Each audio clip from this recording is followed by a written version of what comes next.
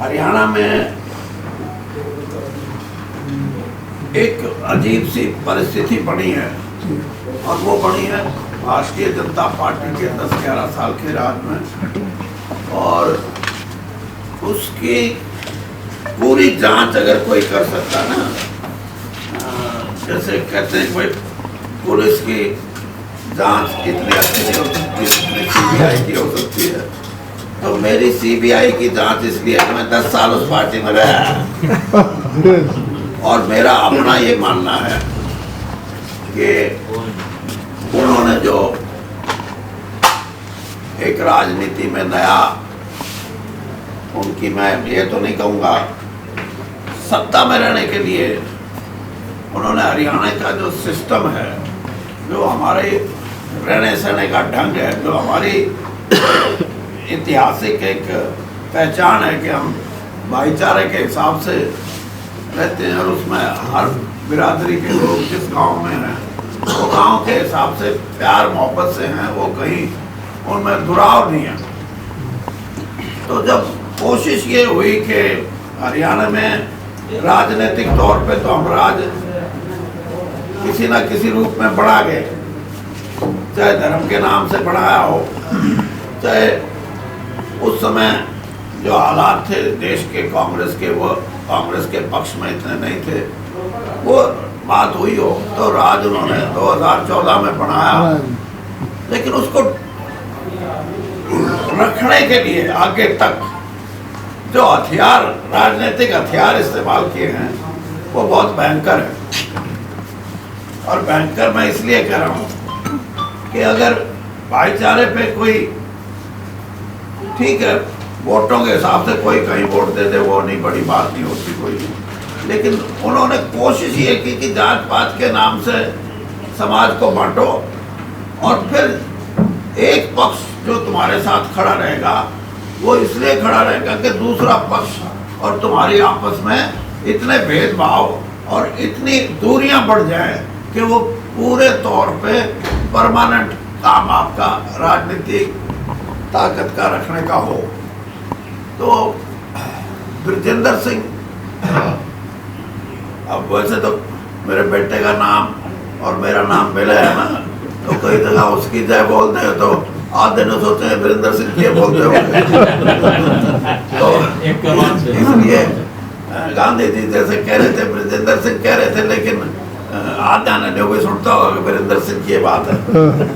उसने कई महीने पहले मेरे को कहने लगा कि या कांग्रेस संगठन पता नहीं बना होगी, और बना होगी तो कद बना होगी, और लोगों में राजनीतिक तौर पे पार्टी की बात नहीं है, लोगों में बड़ी मायूसी है एक बात की कि जो लोग सोचते थे वो हुआ नहीं।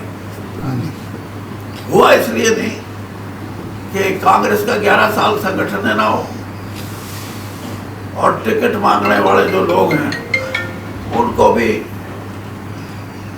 वो कहते ना कि ये सड़क जाती है दिल्ली को और को जाती नहीं, तो वो दिल्ली वाली जो सड़क थी, हर आदमी ये सोचता कि इसी सड़क के माध्यम से राजनीति में अपने आप को आप टिकट विकेट की बात कर सकते हो। तो उस हिसाब से संगठन अगर होता तो हो सकता है कि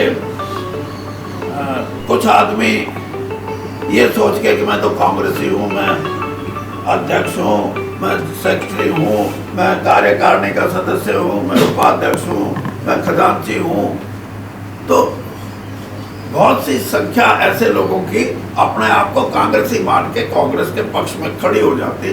लेकिन ऐसा था नहीं, ये था भाई हमने तो कांग्रेस में टिकट मांगने खातिर आए थे, नहीं देते तो हमने क्या लेना कांग्रेस। तो इस किस्म के हालात में लोगों को जो उम्मीद थी वो पूरी नहीं हुई, और उम्मीद कांग्रेस को जिताने की नहीं, उम्मीद बीजेपी को हराने की थी। जिताना एक पॉजिटिव बात है, और हराना ऐसी बात है कि उस बीजेपी की शासन पद्धति से, बीजेपी की विचारधारा से, बीजेपी के कार्यकलाप से लोग खुश नहीं थे। हरियाणा के लोग खुश हो ही नहीं सकते अगर समाज को कोई बांटने की कोशिश करेगा। तो ये सोच के मैंने भी अपने उनको कहा, ब्रजेंद्र को, कहा भाई हाँ वैसे तो कुछ गतिविधि नहीं है, लेकिन तू देख ले तेरे। तो राहुल गांधी जी से मिला और उसने कहा कि ऐसे ऐसे बात है और मैं ये चाहता हूँ कि कम से कम कुछ तो गतिविधि कांग्रेस के लिए शुरू होनी चाहिए। और गतिविधि कांग्रेस के लिए इसलिए नहीं, सबसे पहली प्राथमिकता ये है कि समाज के अंदर कुछ ऐसी चीजें उभर के आ रही हैं जिससे सामाजिक व्यवस्था को बड़ा भारी खतरा पैदा हो सकता है। तो मैं ये कहता हूँ कि भाईचारा जो हमारी संस्कृति, सभ्यता, हमारा हिसाब किताब का बहुत लंबा समय है, कोई 100-200 साल की बात नहीं, हजारों साल पहले जिस किस्म के हमारा एक, जैसे एक गांव की कल्पना कर लो, गांव में ये है कि एक बिरादरी कोई है जो खेती बाड़ी करती है और उसके साथ अगर वो गांव में 40% है तो 60% दूसरी आबादी ऐसी है जो उनको मदद करने के लिए किसी ना किसी रूप में, कोई लोहार का काम, कोई खाते का काम, कोई साजी का काम, इस तरह करते थे और उसी तरीके से रहते भी थे। किसी को ये परहेज नहीं था कि ये कौन है, मैं कौन हूँ, भाई, ताऊ, चाचा, सभी बिरादरियों के हिसाब से बोला जाता था। तो उसमें फर्क सा आने लगा। तो उसने कहा कि हम चाहते हैं कि इसको कोई एक घनी आगे की बात खराब ना हो, हमारे को कुछ करना चाहिए। तो राहुल गांधी जी ने भी यही कहा कि भाई किसी को बुरा नहीं कहना, अपनी अच्छाई की बात अगर आप कह सकते हो तो कहो। तब ये सद्भाव यात्रा का काम शुरू हुआ और इसमें मेरे हिसाब से कम 2700 किलोमीटर 90 के 90 हल्कों में ये जो साथी हैं जो चलेंगे वो 7-8 महीने लगेंगे उसमें। तो 14 हल्के जो हमारे पहले पखवाड़े में हमने शुरू किए, या पहला हमारा जो 14 हल्कों का, वो 6 तारीख को खत्म होगा और अगली 11 तारीख को दूसरा पखवाड़ा शुरू होगा और उसमें नांगल चौधरी से शुरू होगा। उसमें भी 13-14 हल्के हैं। नांगल चौधरी से अपना नारनौल से महेंद्रगढ़, महेंद्रगढ़ से लोहारू और लोहारू से बारडा और बारडा से तुशाम और अपना तुशाम से भिवानी और भिवानी से दादरी, दादरी से कलानौर, कलानौर से महम और महम से बड़ौदा, बड़ौदे से गुहाना और गुहाने से आखिरी जो है वो पानीपत में वो कॉन्स्टिट्यूंसी है ये 13 या 14 हल्के हैं। ये दूसरे दौर के हैं। इस यात्रा में 100 से 150 के बीच में तो चलेंगे परमानेंट यात्री, जो इस मन से चल रहे हैं कि हम शायद 7-8 महीने ही चलेंगे। लेकिन उसमें बहुत से बदले भी होते हैं। कई ऐसे भी हैं जो कहते थे हमारे पास आया तो हम अपने गांव से अगले गांव तक तो जा सकते हैं, बाकी नहीं। कई ऐसे साथी हैं कि भाई मेरे विधानसभा क्षेत्र में चलेंगे तो मैं वहां तक तो निभाऊंगा। कई ऐसे भी हैं जो कहते मेरे जिले में चलेंगे तो वो पूरा निभाऊंगा। और जैसे मैंने कहा ये सिलसिला है और इसमें आप लोगों से, जैसे मैंने कहा 3 विधानसभा है, मैं आपसे सिर्फ इतनी बात कहना चाहता हूँ कि एक दिन की यात्रा 15-16 किलोमीटर से ज़्यादा नहीं हो सकती। 7-8 किलोमीटर सुबह से दोपहर तक चलो, फिर खाने वाने का टाइम हो घंटा 1.5 घंटा वहाँ रेस्ट करके फिर आगे 8 किलोमीटर चलो। तो उस किस्म से आपको 3 हल्के जो ये हैं 6 दिन का प्रोग्राम बनाना है। आप को इतना ही कहूँगा कि जब आप अपनी सलाह दो कि उसका रूट क्या हो, तो कई साथियों को कहता है मैं मेरे गांव में अगर नहीं गया तो फिर क्या रूट बनेगा। वो संभव नहीं है। रूट तो सड़क के साथ साथ बनेगा। वो जैसे आप बनाना चाहो उसको आपके इसीलिए सुझाव आप मांग रहे हैं कि आप ऐसे सुझाव अगर दे सकें जिससे कि चलने वालों को भी तकलीफ ना हो, और जहां वो यात्रा खत्म होगी दूसरी यात्रा जो शुरू होगी वो आगे से शुरू होगी जहां से शुरू करनी है। तो जो पैदल चलने वाले साथी हैं उनका मैंने जैसे बताया 8-9 किलोमीटर एक टाइम में सुबह के और 8-9 किलोमीटर दूसरे दोपहर से बाद में। तो ये आप ये भी है कि अब ये भी बात सही है कि भाई मेरे गांव में तो जाओ नहीं, और वैसे भी कहो तो उसका एक है कि जहाँ गांव सड़क पे है वहाँ तो रुक के बात भी हो सकती है, 5 मिनट अपनी बात यात्रा वाले कह भी सकते हैं, और कुछ साथियों को वहाँ बोलने की भी बात हो गई, हमारी ये बात है वो सुनने के लिए भी है।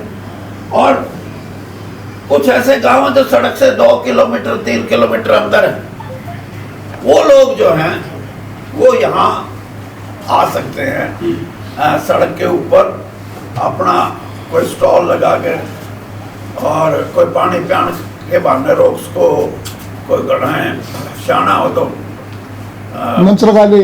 नहीं मंच तो नहीं, कोई केड़े काले भी बात सको, कोई बात नहीं है।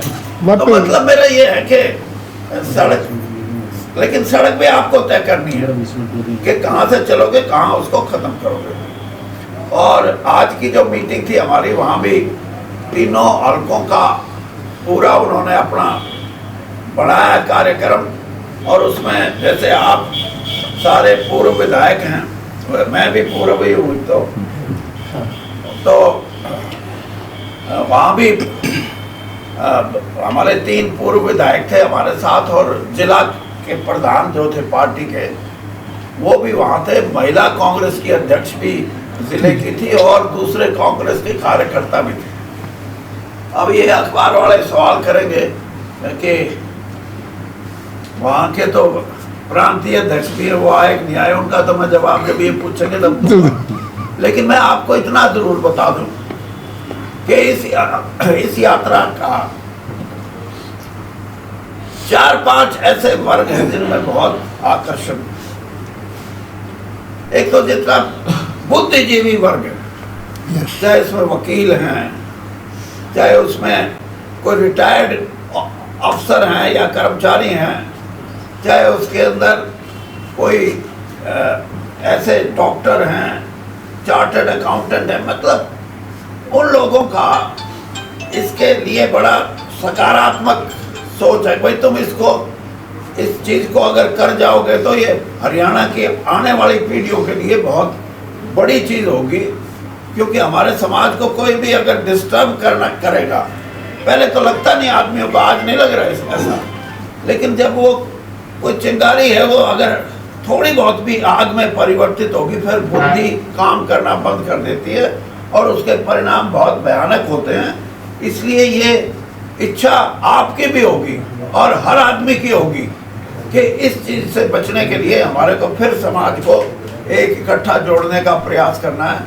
उसमें आप सबकी मदद की ज़रूरत है, और इसमें युवा वर्ग के जो साथी हैं वो भी बड़ी संख्या में हिस्सा ले रहे हैं। और यहीं मुझे लगता है कि आने वाली जो पीढ़ी है, राजनीतिक तौर पे भी मैं ये समझता हूँ, जब सामाजिक दृष्टिकोण बहुत बड़ा है, राजनीतिक दृष्टिकोण भी ये है कि हरियाणा की राजनीति छोटे लोगों के, छोटे से मेरा मतलब ये नहीं है कि कद में छोटे हों, मतलब जिनकी सोच छोटी हो, वो लोग राजनीति में अपनी प्रभुता रखेंगे तो हरियाणा के 2.25 करोड़ लोगों का बहुत बड़ा नुकसान हो सकता है। इसलिए सकारात्मक सोच के नौजवान आगे आए, बुद्धिजीवी वर्ग से लोग आगे आए, और कई तरह के लोग इसमें जुड़े। सैनिकों का ये इलाका है, सैनिक लोग आगे आए। और मेरा कोई आकलन पूछे तो मैं ये कह सकता हूँ कि आज की जो सरकार है, जैसे मैंने कहा शुरू में कि मैं 10 साल इस पार्टी में रहा हूँ, मैंने इसके अंदर से देखा है कि इसके 4 बड़े इन्होंने टारगेट किए हुए हैं कि ये 4 बड़े हमारे जिनको वो पसंद नहीं करते। पसंद इसलिए नहीं करते कि वो एक ऐसे वर्ग हैं जो सारे उनके बड़े बनाए सिस्टम को बिगाड़ सकते हैं। सबसे ज़्यादा परेशानी उनको किसानों से है। दूसरे नंबर पे परेशानी उनको फौज से है, तीसरे नंबर पे उनको परेशानी अल्पसंख्यक समुदाय के लोगों से है। यहाँ तक की बात होने लगी, पहले तो यही कहते थे कि ये मुसलमान विदेशी हैं, ये क्रिश्चियन विदेशी हैं, ये कम्युनिस्ट विदेशी हैं। और अब हमारे राखी गढ़ी हिसार के अंदर वहाँ एक्सकवेशन हुई, खुदाई हुई है, वहाँ कुछ कंगाल निकले हैं जो 5000 साल से 7500 साल तक के पुराने बताए गए वहाँ, जिन्होंने खोज की है उनको। और उन कंगालों से उन्होंने ये कहा कि ये कंगाल ऐसे दिखते हैं जो अब यहाँ लोग बसते हैं, वो नहीं है ये मतलब ये दरअसल वो नहीं है। मानसिकता तैयार कर रहे थे लोगों। तो इसका मतलब ये है कि वो कुछ समय के बाद हमारे को भी कह सकते हैं तुम भी विदेशी हो। तो खैर मैं ये बात इसलिए कह रहा हूँ कि इस तरह की बात समाज के अंदर फैलती है तो उसके अच्छे परिणाम नहीं होते, उसका बड़ा भारी नुकसान हो सकता है। तो आपको और हमको मिलके यही संदेश देना लोगों को, गांव में जाए वो बेशक कोई अपनी पार्टी की बात करे, अपनी पार्टी की विचारधारा की बात करे, अपने लिए कुछ मांगे, वोट मांगे, कुछ मांगे, लेकिन जब वो समाज को तोड़ने की बात करे तो गांव में उसका विरोध होना चाहिए, खुल के होना चाहिए। और फिर भी अगर कोई ना माने तो उनको ये कहा जाए कि आप हमारी शांति को मत भंग करो, आप हमारे गांव से बाहर हो। ये जो चीज़ है, इस चीज़ के लिए एक कोशिश हम कर रहे हैं। और जैसे मैंने कहा कि इस कोशिश के अच्छे परिणाम निकलने की बात है। और फिर जहाँ तक कांग्रेस की भी बात है, कांग्रेस में भी 11 साल संगठन नहीं रहा तो कांग्रेस तो वो थी नहीं जिसकी हम सोच कर सकते। मैं भी 2 बार कांग्रेस का अध्यक्ष रहा हूँ, इसलिए मुझे ऐसी परिस्थितियों से भी गुजरना पड़ा जब हम बोलने वाले 15-20 होते थे, लेक्चर देने वाले ऊपर स्टेज पर बैठ जाते, आगे कोई सुनने वाला नहीं होता था। ऐसी परिस्थिति में भी कांग्रेस को हमने जिंदा किया है। और सही मायनों में मैं ये कह सकता हूँ कि आज कांग्रेस इकट्ठी नेता नहीं करेंगे, इकट्ठी कांग्रेस का कार्यकर्ता नहीं। मैं कहता हूँ जिस दिन हरियाणा की जनता इकट्ठी हो गई इस मुद्दे पे, उस दिन कांग्रेसी भी इकट्ठे होंगे और उस दिन नेता भी इकट्ठे होंगे। जनता से ये चलेगा। आज के दिन मेरी सोच का ये विचार का ये मैं आंकलन करता हूँ कि आने वाले समय में हरियाणा में लोग इस बात के लिए तैयार हैं। और तैयार इसलिए हैं, जैसे मैंने कहा कि किसी न किसी रूप में बीजेपी का वो समर्थन नहीं करना चाहते, लेकिन बीजेपी को सत्ता से दूर करने के लिए और उसकी जो विचारधारा जो जिसका मैंने जिक्र किया उसको दूर करने के लिए उनको लगता है कि कांग्रेस एक विकल्प है। रीजनल पार्टी, क्षेत्रीय दल भी थे पहले यहाँ, लेकिन आज उनकी चाहे वो मायावती जी की पार्टी है, चाहे आप पार्टी है, चाहे वो जेजेपी पार्टी है और चाहे वो इनेलो है, ये इनसे लोग ये उम्मीद नहीं करते कि ये कोई इतना बड़ा समर्थन जुटा सकते हैं ऐसी ताकतों को सत्ता से दूर रखने के लिए। तो कांग्रेस है और उस हिसाब से कांग्रेस में अब जैसे संगठन बनना शुरू हुआ है तो वो बनेगा, लेकिन उससे बनने की प्रक्रिया में भी अगर हम उसमें साझेदार होंगे तो और अच्छा संगठन बन सकता है। और साझेदारी हमारी इस यात्रा के माध्यम से होगी तो जो सही सोच के लोग हैं वो और ज़्यादा जमा हो सकते हैं। तो यही बात करने के लिए, बाकी आप जो महेंद्रगढ़ से और लोहारू यात्रा जाएगी उसका रूट क्या हो और लोहारू से फिर बारडा आएगी वो क्या रूट हो बारडा का, और बारडा से फिर हाँ जी नहीं तो शाम नहीं, आज के दिन तो आप अपना भी तय कर लो। दादरी करो जी, दादरी बारडा बारडा दादरी करो। हाँ दादरी भी हो सकती है, लेकिन जो पहले किसी ने सुझाव ये दिया था कि वहाँ तो शाम और तो शाम से भिवानी और भिवानी से यहाँ, लेकिन अब आप बैठे तो हम हो सकता है बारडा से सीधा यहाँ भी आ सकते हैं, कोई वो बात नहीं, क्योंकि इसलिए आपके सुझाव की बात है, जैसे आप ठीक समझेंगे।